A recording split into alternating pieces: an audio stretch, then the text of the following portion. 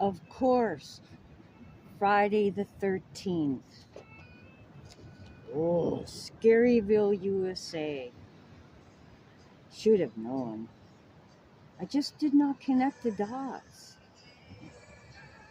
I came early because I wanted to watch the audience filter in, find their seats, display anticipation of the summit. Before the event even began, somehow my seat was double booked, though there was room for other bookings to be had in the auditorium. It was not a full house. And there stood a woman before me, showing on her phone the same information my phone showed, double booking. Odd. We both had the same seat. Her demeanor set me off a bit from the beginning, a stance of aggression. She had been wronged. When we went to find an usher to our seats, yes, we were double booked. I'd probably helped at that moment, but she went on to explain that she had bought tickets 2 times and somehow things got mixed up. Seems understandable. Only I was there to unravel an enigma of deception. Would the real podcaster persona please stand up and be accounted?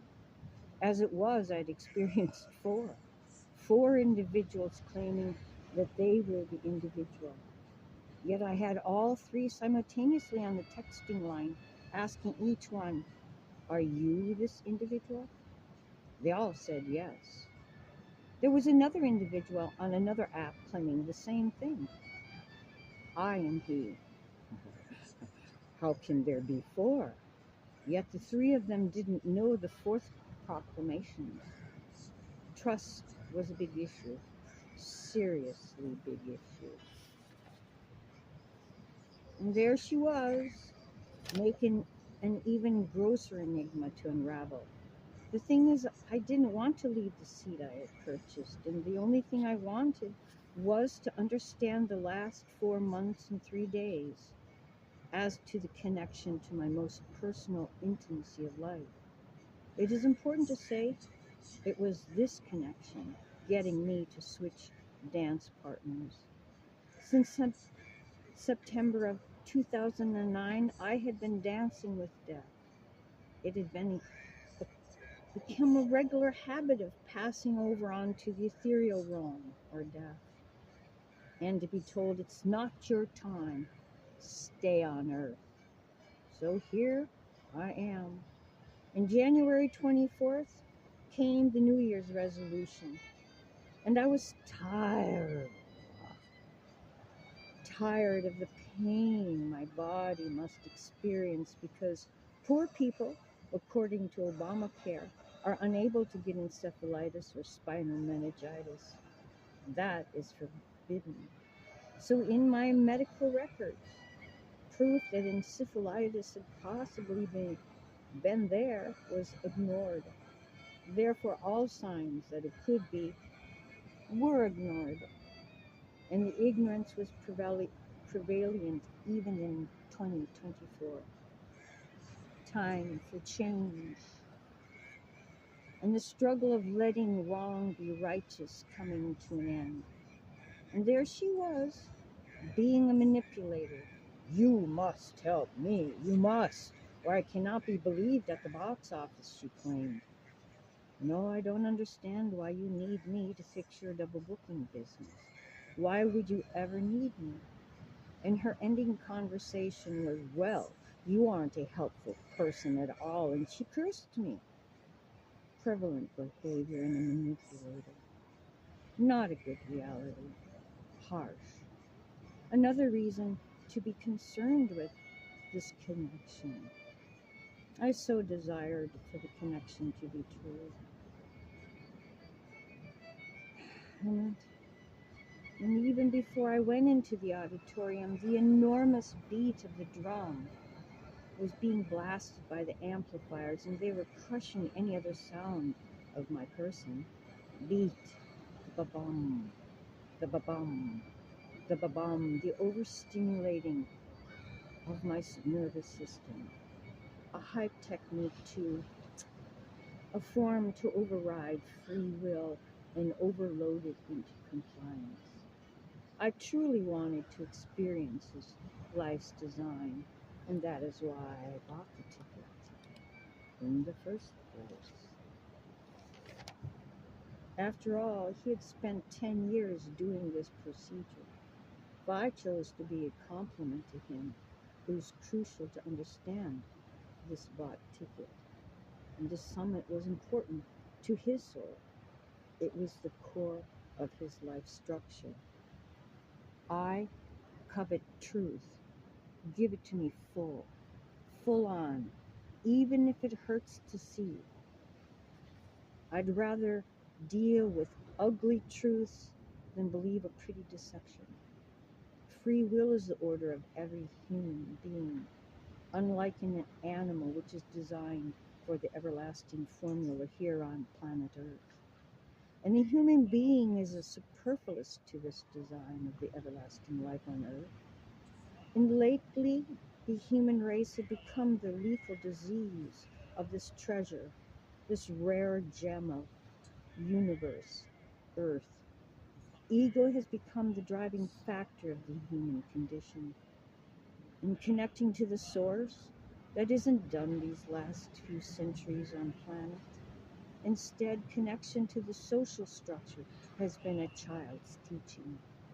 Nature is horrible, something to fear, avoid at all costs. Nature and clean drinking water from streams will kill you. And that kind of propaganda has been broadcasted for over 100 years now, when April 14th, World War II began. Ego rules the world, and we are so owned, so compliant to being a slave to a few thousand hardcore criminals of making life a living hell. This war. And back in the late 80s, the banking world became a fascination to me. And I dove into that deepest depth of the money pool.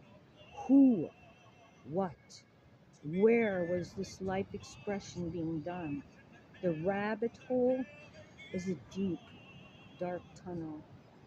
So I sat in the seat I bought, being, absorbing the overstimulating drumbeat being broadcasted by the amplifiers, a form of hypnosis to set up the mind.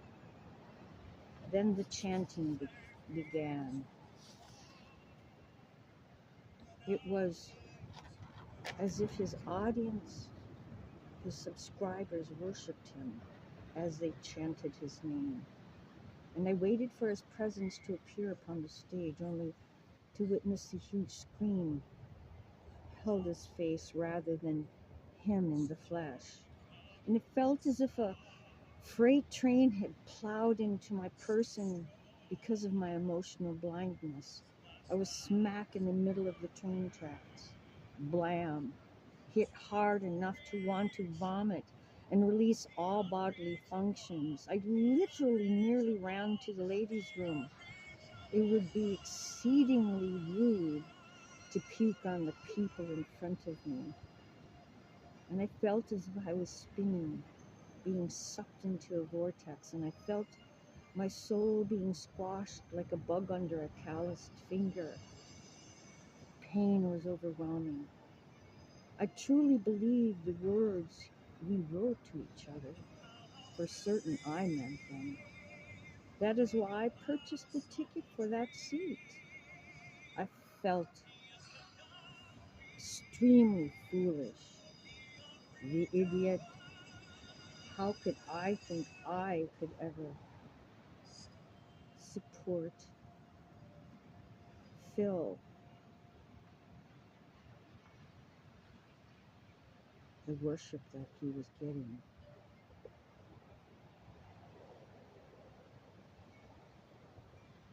And the night before Friday the 13th, his last message was, "It will never happen, so just stop."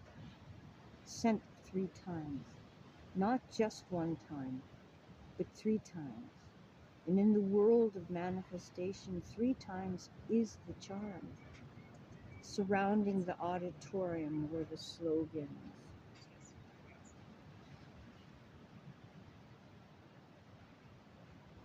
Do your dream.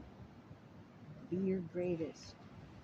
Slogans to encourage people to go beyond their fears, their setbacks, and do their mission of being a human manifested in the flesh here on this rare treasure in the universe. How would he ever support my destiny if he's already written? So just stop. I am a fool, I thought, as I traveled towards the toilet. When the toilet time had been attended to, I went back to my seat and gathered up my belongings. I would not ever be wanted nor needed in this environment. I would always be the subservient to his deity, enabling the illusion he is our maker, divine life itself, the creator of life. And that was inappropriate to my soul's development. So I took my whacked up freight train struck emotional body and left. It was extremely embarrassing as I rode the public transportation home because I couldn't stop sobbing. Tears streaming down my cheeks, the uneven breathing pattern sobbing does, and I knew nobody really wanted to see such pain displayed in public. The overwhelming expression created for me not to control the moments of the soul shattering truth stuck in my face. I will always love him because, interestingly enough, it was our words, our relationship that got me to believe hope, my destiny was finally ready to begin.